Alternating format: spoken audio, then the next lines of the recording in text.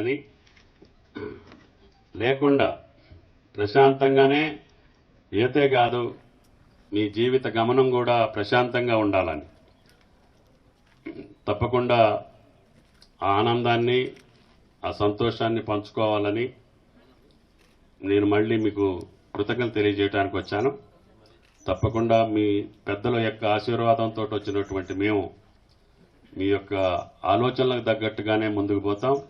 ఆ ఆలోచనలకు భిన్నంగా ఉండాల్సినటువంటి పరిస్థితి వస్తే ఆ పనికి మేము పూనుకోమని చెప్పి కూడా మీకు ఈ సందర్భంగా మనం చేస్తున్నాం. గోపాలరావు గారు లక్ష్మి గారిని మున్నేరు మాయ అని చెప్తుండే ఆయన. అసలు ఆయన నోట్లో ఏం మాయ ఉందో అది చెప్పాల్సింది. నువ్వు ఎట్లా చెప్పినావు ముందు 50,000 అని లక్ష్మి గారు అడుగుతుండు. మున్నేరు మాయ కదండి, గోపాలరావు గారి నోట్లో మాయ ఉందంటుండు. ఎందుకంటే ప్రజా కోరిక, ప్రజల తీర్పుకి ఎవరూ కూడా ఎదురొడ్డి నిలబడేదానికి అవకాశాలు లేవు. కాబట్టి మాకు అర్థమైంది ప్రజల యొక్క ఆలోచన విధానం, వాళ్ళ కోరిక, వాళ్ళ యొక్క ఆలోచన దానికి తగ్గట్టుగానే మీరు రేవంత్ రెడ్డి గారి ఆధ్వర్యంలో కాంగ్రెస్ ప్రభుత్వాన్ని తెచ్చుకున్నాం. తప్పకుండా కష్టాలున్నాయి, ఇబ్బందులున్నాయి, అన్ని శాఖల్లో కూడా అందనంత అధోగతి ఉంది. అయినా సరే ధైర్యంతో, మీరు ఇచ్చినటువంటి విశ్వాసంతో, మీరు ఇచ్చినటువంటి ప్రజా తీర్పుతోటి వాటినన్నింటినీ అధిగమించి ఈనాడు వాస్తవంగా శ్రీశైలం, నాగార్జున సాగర్లో గత 2 రాష్ట్రాల్లో పోటీ పడి నీళ్లన్నీ కిందికి వదిలేశారు. విద్యుత్ శక్తికి వదలటం మూలాన ఈరోజు 2 రిజర్వాయర్లు ఖాళీ అయినాయి. ఈనాడు మంచినీటికి కూడా సమస్య వచ్చింది. సాగునీరు పక్కన పెట్టినా కూడా మంచినీరు కూడా నాగార్జున సాగర్లో ఉంచుకోలేని స్థితికి ఎన్నికల ముందు ఉన్నటువంటి ప్రభుత్వాలు 2 రాష్ట్రాల్లో కూడా విధ్వంసాన్ని సృష్టించినాయి. ఆ విధ్వంసాన్ని మళ్ళీ సరిచేసుకుంటూ ఈ వేసవికాలంలో విద్యుత్ శక్తి సమస్య ఉంది. రోజుకి 50 కోట్ల రూపాయల కరెంటు కొంటే తప్ప ఇప్పుడున్న పంటలను కాపాడే పరిస్థితి లేదు. సుమారు 30 లక్షల బోర్లు నడుస్తున్నాయి. రైతులు భూగర్భ జలాల మీద ఆధారపడి వేసుకున్నారు. వాటిని పండించాలి. తర్వాత మంచినీళ్లు ముఖ్యం, దానికి కూడా సమస్య ఉంది. తగు జాగ్రత్తలు తీసుకుంటున్నాం. ఏదున్నా ఇక అన్ని శాఖల్లో కూడా అప్పులున్నాయి, అప్పులకు వడ్డీలు ఉన్నాయి. ఇక అప్పులున్న కుటుంబం ఎట్టుంటుందో అంతకంటే భారంగా ఈ ప్రభుత్వం నడుస్తుంది. అయినా సరే మంచి ప్రణాళికతోటి, నీతి నిబద్ధతతో ఉన్నటువంటి పరిపాలన అందిస్తే అన్నింటినీ కూడా సర్దుకోవచ్చు అనేటటువంటి విశ్వాసంతో ముందుకెళ్తున్నాం. మీ యొక్క ఆశీర్వాదంతో తప్పకుండా అనుకున్నట్టుగా ఈ ప్రభుత్వానికి మంచి పేరు వచ్చేటట్టుగా, ప్రజలు శభాష్ అనేటట్టుగానే బతుకుతాం తప్ప చీ అనేటట్టుగా బతకమని చెప్పి కూడా మీకు ఈ సందర్భంగా మనం చేస్తున్నాం. పోతే ఇక్కడికి వచ్చినప్పుడు ఆ రోజు నన్ను అక్కడ దాకా తీసుకెళ్లారు. నడవటమే ఇబ్బంది అయింది. SCR&B శ్యామ్ గారు, మీరు తర్వాత ఒకసారి వచ్చి ప్రసాద్ గారితో, శంకరయ్య గారితో కూర్చొని, ఈత మిత్రులను కూడా కూర్చోబెట్టుకొని రోడ్డు ఎక్కడి దాకా వేయాలి, ఎట్లా వేయాలి అది ఎస్టిమేట్ వేసి పంపించి అది అయ్యేటట్టుగా చూడాలి. అది మీ బాధ్యత. ఓకే, నాకు తెలవదు. అది ఆ రోడ్డు నిన్న పెట్టాం కదా, నిన్న చేసింది. ఇటు డబుల్ రోడ్డు రాదా? కాదు, ఇక్కడ నుంచి కూడా డబుల్ రోడ్డు కావాలి. మెయిన్ రోడ్డుకి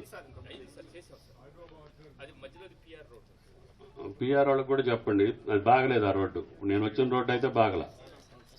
PR అండి, దీనికి అప్రోచ్ రోడ్లన్నిటి కూడా నీట్గా పెట్టండి. మీకు మీరెంత చేసుకుంటారు మీ చేసుకోండి, R&B చేసుకోండి. ఇందుట్లో మీరు PR వేస్తారా, R&B వేస్తారా, మీరిద్దరు సమన్వయం చేసుకోండి. ఎస్టిమేట్ వేసి పంపించండి. రెవెన్యూ RDO గారు వచ్చారా? MRO ఏమయ్యారా? ఎలక్ట్రిసిటీ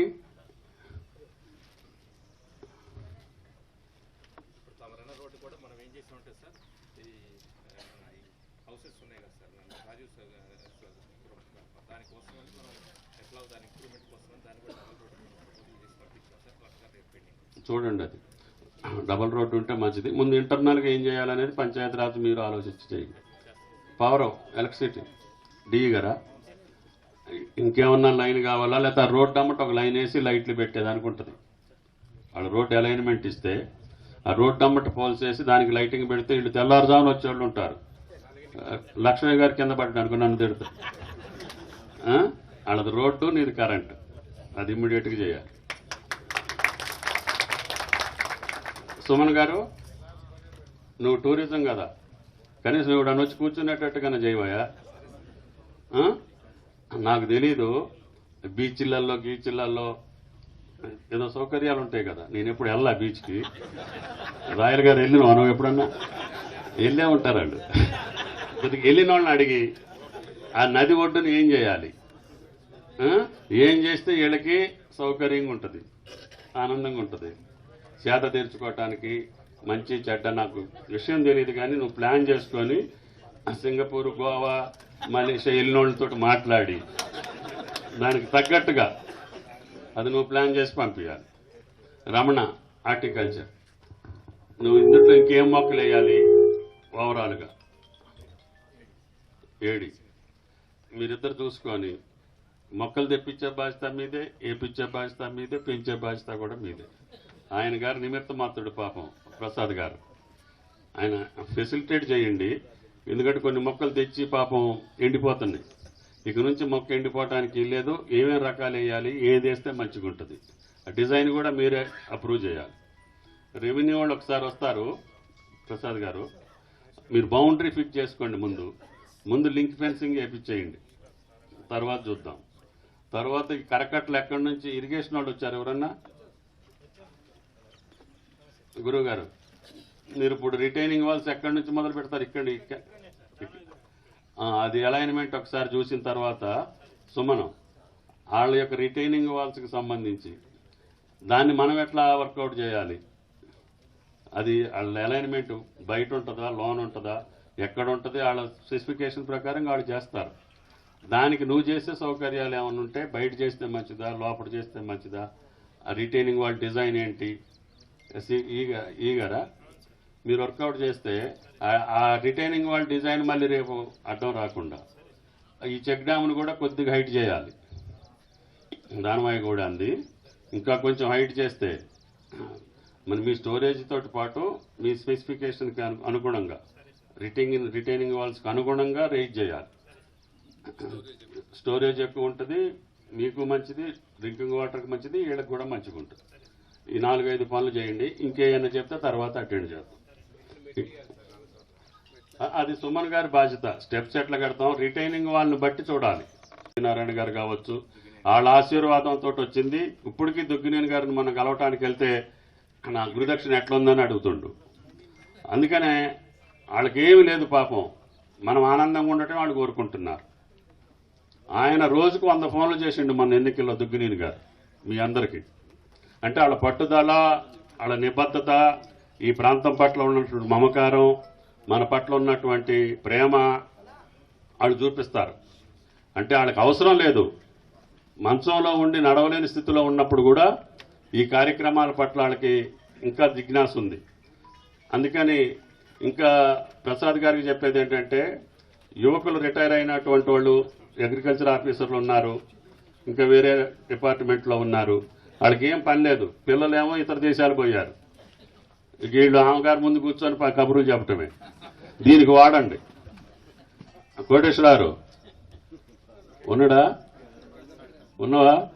నువ్వు రోజు రా, తిరుపతి రెడ్డి గారు నువ్వు వచ్చి ఆయన మంచి బట్టి మీరు డిజైన్ చేస్తే ఎడ్యుకేషన్కి కావాలా, హెల్త్కి కావాలా? హెల్త్కి వస్తే ఏంటి, ఎడ్యుకేషన్ అయితే ఏంటి, అది మీరు పెద్దోళ్ళందరూ కూర్చొని భవిష్యత్తు తరాలకు ఉపయోగపడేటట్టుగా అవసరమైతే ఒక ఇంటర్నేషనల్ స్కూల్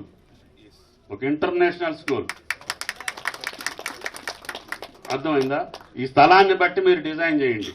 దాని ప్రకారంగా రెవెన్యూ మినిస్టర్ గారికి కూడా చెప్పి ఇక్కడ కావాల్సినటువంటి సౌకర్యాలు నిన్ననే మాట్లాడాను. ఆయన రావాల్సి ఉండే, కుదరలేదు. అయినా సరే ఒకసారి తీసుకొచ్చి మీరే చూపించి ఈ లోపల ఈ డిపార్ట్మెంట్లు అన్నిటితోటి ఒక ప్లాన్ చేయించుకొని నేను కూర్చొని దీనికి కావాల్సినటువంటి నిధులు సమకూర్చే దాంట్లో నేను ముందుంటానని చెప్పి కూడా మీకు ఈ సందర్భంగా మనం చేస్తున్నా. నన్ను ఆశీర్వదించినటువంటి మీ అందరికీ నా హృదయపూర్వక ధన్యవాదాలు తెలియజేస్తా సెలవు తీసుకుంటున్నా. Thank you.